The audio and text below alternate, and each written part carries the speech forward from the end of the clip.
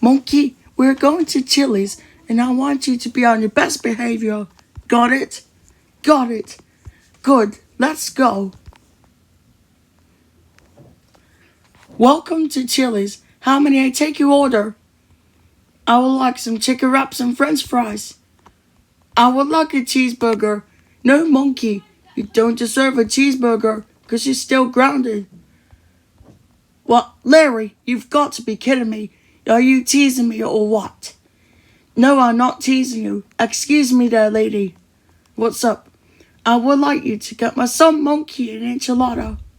Okay, ordered foods will be in 13 minutes. Larry, why the hell would you say that? You know I hate enchiladas. Too bad. Just don't misbehave and be quiet. Okay, 13 minutes later.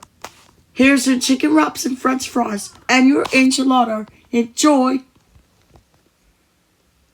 Larry, you don't understand. I hate enchiladas.